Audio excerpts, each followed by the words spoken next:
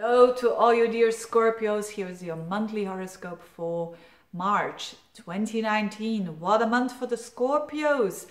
It can be one of the most magical months of the year for the Scorpio. When you apply it right and when you go with the flow a little bit and when you take the most positive, constructive energy there, when it comes to you and other people, when it comes to you and your heart chakra. It's a lot of traffic. It's a full jam, traffic jam, so to speak, in the sign of Pisces, and throughout the whole month of March.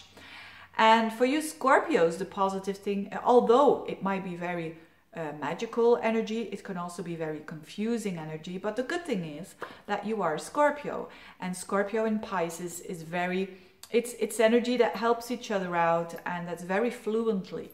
So which is very, very important for you Scorpios. So the chances that this energy will go more towards the positive way are very big for you Scorpios. And that's not for all the other signs. So what is happening? First of all, there is a new moon in Pisces on the 6th, and during that day also Mercury goes retrograde, all in Pisces, so all in your 5th house. 5th house is a house that has to do with your heart, that has to do, therefore it's the house of children, it's the house of romance, it's the house of play, it's the house of projects that you want to lounge, it's hobbies, it's all the good stuff of life, and having so much activity there. And so dreamy activity, magical activity, inspirational activity, and for some a bit confusing energy there, but you can make the best out of it if you understand that that you don't want to hurry yourself. And Scorpios do have a natural understanding of that. They are quite a strategic sign, and so I think you will do well with that. Now, first of all, for the singles amongst you, this is amazing energy. You could really fall for someone, which is a soulmate, and you know, all the red, pink colored glasses and falling head over heels, and all of that could happen with this energy in your 5th house. Certainly with Neptune there, certainly with Mercury going backwards. Yes, it's the classical story that a lover could come back, yes, but you're gonna see them in a different perspective, because that's what retrograde is all about. What it also can be is that you meet someone new, and that during the time of March, you're reviewing your standpoint. You know, maybe first you thought, this is not really... you know, Scorpios are like that, you know, they can have a look of I don't trust this here. What is this all? Who's this person? I don't trust it, you know. And it could be that after that Mercury goes direct again, which is at the end of the month, you're saying, why was I so negative? Why was I so wanting to find something negative? You know, this is a good person. It could also be the other way around, that you're just so, wow, full of course, never put someone on a pedestal, then you will never get disappointed. But sometimes, you know, feelings take it over, and you could see only the good in the beginning of the month, and then at the end of the month only seeing the bad. You know, these things could happen with you. If you are already in a relationship, it could have more to do with your children, could have more to do with your hobbies. Maybe you're going back to an old hobby, and whatever that hobby is, it has to do with your imagination. It has to do with something that you love to do, with something magical, and something that connects you with all there is. So it could be as simple as that you're going back to an old hobby.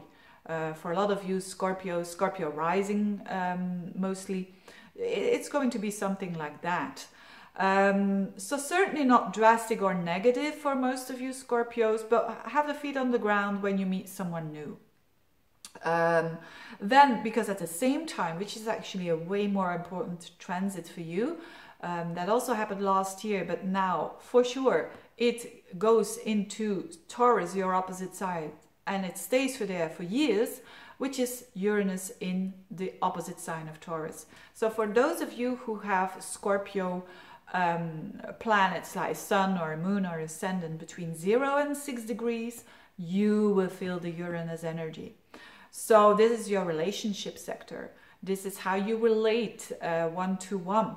And you may be sure, although Scorpio is when it comes to habits or when it comes to how they relate, it's quite fixed. You're a fixed sign.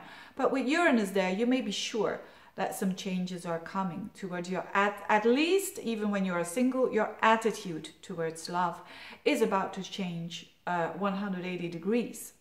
So again, when you are a Scorpio that doesn't have those degrees of between 0 and 6, still this energy has to come a couple of years later maybe. But if you're one of those, you may be sure it's not only Uranus in your 7th house, it's also your ruler, Mars, is in your 7th house for practically the whole month.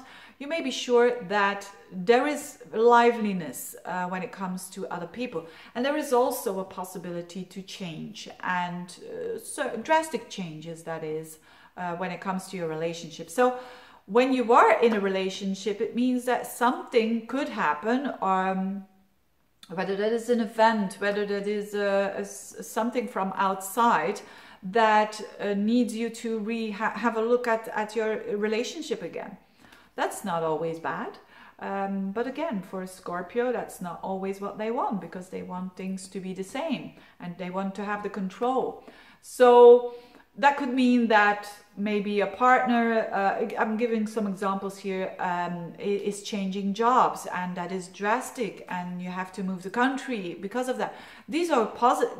Even when you don't like it, it's quite positive, because it's better to be open for that, to be open for newness in your relationships. If you think you can do business as usual in the relationship, you're going to find this a challenging transit. But if you say, yeah, I'm going to do some things different in a relationship, you know, whether you have a relationship of 2 months or whether you have a relationship of 20 years, just something new that needs to come to the surface. Doing new stuff together is actually the best thing that you can do. When you are single, someone could enter your life, especially in March, that is quite courageous, with Mars there. That is quite, you know, courageous and assertive. That's the best option. That is annoying you, that's the worst option. But let's say someone who's very lively, someone who knows what they want, someone who, you know, who is a bit of a go-getter type. But with Uranus there, it's definitely someone that is very different from you, and someone that is not mainstream. So the people that you're going to attract between now and the next couple of years, in general actually, are people that are a bit different. That are, what I mean with different is that they are not mainstream. They have a strong sense of independence, and that is something to integrate in your own personality. So you're meeting it through maybe another person, but it's because you want to integrate that in your own personality. So I could go on and on and on, but I'm not going to do that. So quite an important month for relationships. Enjoy that magical, romantic, idealistic, maybe even platonic energy that is going on in your 5th house. So there's certainly room for romance. There's certainly room for enjoying yourself, basically. And could also mean when you have children that there is a child who's a bit acting confused. Could be the case as well. If that is the case, take your time. Take your time, and depending on the age, of course, that they are in. But you will see that things will clear up quite soon, you know, after the 1st week of April already. So, having said that, have a wonderful month, you dear Scorpios. Enjoy it to the fullest, which is what Scorpio is all about. And if you want a reading, just get in touch. Thank you for listening. Bye-bye.